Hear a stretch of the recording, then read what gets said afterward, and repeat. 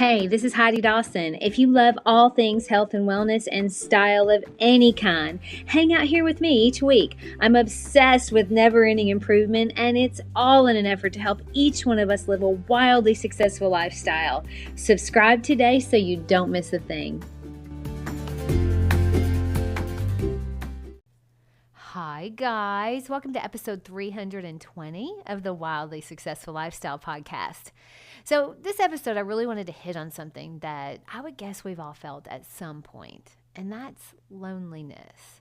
I read where 36% of Americans feel lonely as they were being asked that question, and that's a lot of people. Why do you think that is? I felt a twinge of it the other night. I was cooking dinner for Eric, and it was a Tuesday, and I said, I feel like a majority of my life is spent in this kitchen. Now, it hasn't always been like that because we used to eat out all the time. But since we've been working with a functional nutritionist, we realized how important it is to eat at home because you don't know what you're getting when you go to a restaurant. You really don't. So when I said that most of my day is spent in the kitchen, he kind of laughed because he knows it's true. But he was so sweet, and he asked, well, is that okay? And I said, yeah, actually, I'm totally enjoying cooking and creating healthy food. I love creating a lifestyle of health for us because I know that's where our future lies, right? I want us to be healthy.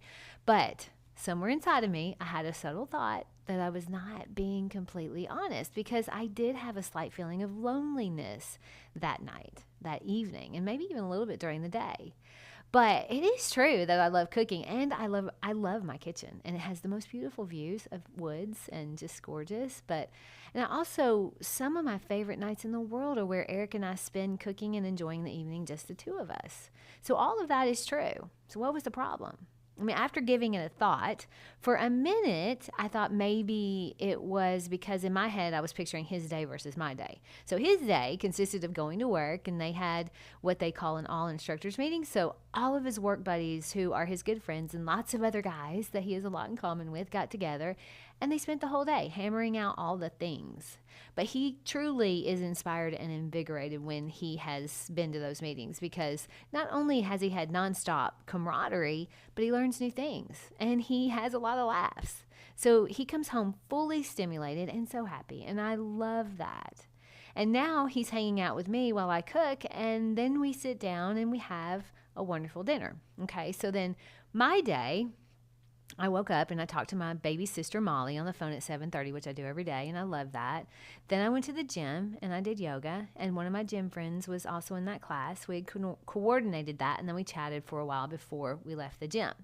Then I had a client meeting for design for 2 hours, and then back home to a very quiet, very beautiful, and organized home that I love. So I had quite a bit of connection that day, and we had also had connection that, like Sunday night, we spent with friends, and I was in Nashville the rest of the weekend with Molly. So why did I feel lonely at that moment? And then it hit me. It's the way I'm thinking about it.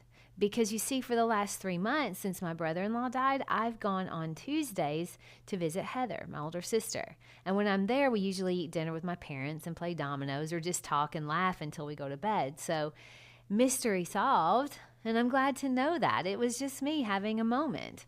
I'm glad to know that because sometimes we think something's bad wrong with our whole life when we have moments where we feel lonely. But what if we just take ownership of it and frame it in a way that serves us? Now, my feeling at that moment was just of missing a connection that I normally have. My family had special meetings for their religion, and I didn't want to hinder them in any way, so I opted out of visiting this week. Nothing wrong was going on. I chose to not go. I'll see them next week. And I'm not visiting them out of duty for my older sister being alone. I genuinely enjoy her company and my parents. So I make a concerted effort to reach out.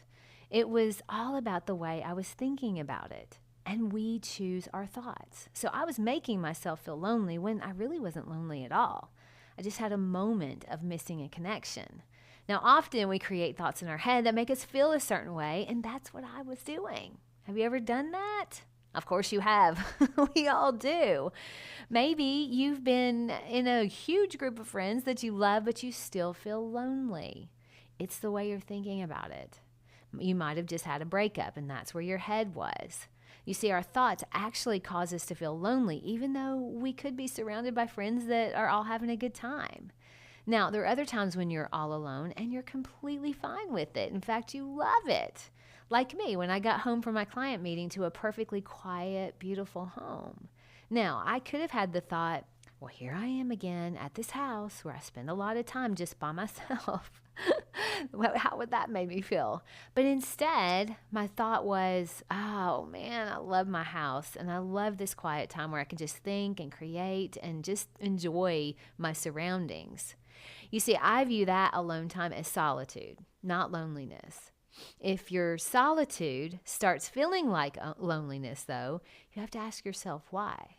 Do you need more connection, or are you thinking about it in a way that causes you to feel lonely? Is there any way you can reframe it? I mean, we make choices every day of whether or not to be social. I mean, sometimes we think we're connecting by scrolling on our phone, watching what our friends are doing, but studies have shown that's not enough for connection. Now, it is better if you're truly engaging with people online, but it still doesn't come close to the benefits of human-to-human interaction. They've done studies on that, and that's very true. So I am going to lunch today with a friend. I reached out last week, and she wasn't available, so she reached out this week, and we were able to set a lunch date. You see, in order to have a lunch date, I had to reach out. And in order for her to have a lunch date, she had to reach out in return. I forget that sometimes. We all want and we all need connection. That's part of the human experience. We're social creatures. So why then don't we reach out? Well, for me, I used to say this about myself, that I'm not the connector, like I'm not the one that reaches out. I will say yes if someone else reaches out, because I do love being social. I'm super social. But now I realize that me not reaching out actually could be a little bit of laziness on my part. But if I really dig a little bit deeper and I'm honest with myself, I think it's a bit of a fear of rejection, which I want to write off as silly, but it isn't. It's real. Since I've been reading this book, The Good Life, I've made a concerted effort to not only reach out, but also say yes to things I normally would not say yes to. I had friends invite Eric and me to go to a play. Now, this play is during the week, it's middle of the week, it's a Wednesday, it's downtown, it's gonna rain, and it starts really late, and it's over way past the time I like to be in bed. But those friends I love like family, so I love being with them. I just don't love being up that late during the week. But I said yes. Even though Eric was out of town, I was going to go without him. And I got to tell you, I'm so glad I did. It was Tina Turner, the play, and it was the best play I've seen in a long time. So I can sleep when I'm old, right? So I drank a little coffee around 5, and I got to bed around midnight, and it was a perfect night. It would only have been better if Eric had been with us. You see, connection, true connection, makes life better. Maybe you have plenty. Maybe you don't. Either way, it really is a choice. I mean, we can choose to shelter at home, or we can choose to reach out, to go out, to say yes, to step out and do different things. There's a Fred Astaire dance studio that opened up a few minutes from our house, and I every time I pass it, I'm like, I want to do that. Like, I really want to try it. Eric doesn't know it yet, but that just may be our next adventure. Surprise, honey. Anyway, I also tried pickleball, which I told you guys I was going to do, and I would fill you in on it. I loved it, but honestly, there's just too much injury risk, and I have too many things I want to do to be risking injury, so I'm choosing to say no to that. But it's a big world. There's a lot we can be doing if we just step out a little bit. Sometimes it's all about what we're choosing. I mean, if you're choosing to stay home and not connect, you're choosing that. Own it. How can you frame that so it doesn't feel lonely? Maybe just simply by reminding yourself that you are choosing it. Now, you may have been craving solitude. That may be why you're choosing that.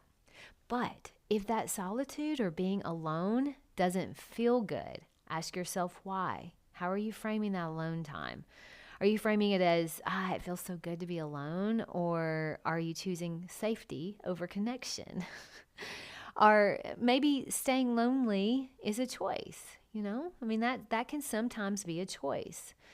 But if it doesn't feel good, reach out, connect.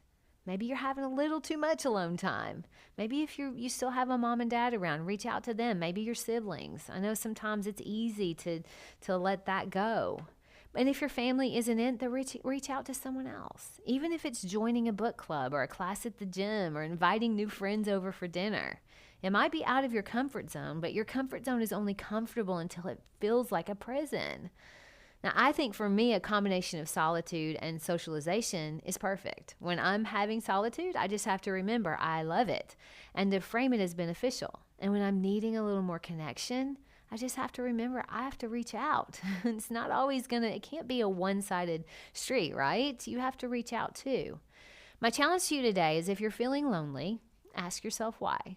Like me, are you just having a moment where you miss a connection, so it's how you're thinking? Are you maybe using your social media for connection, not realizing that it's not true human connection and it really does leave you wanting? Social media will never be true human connection. Plenty of studies are showing that to be true.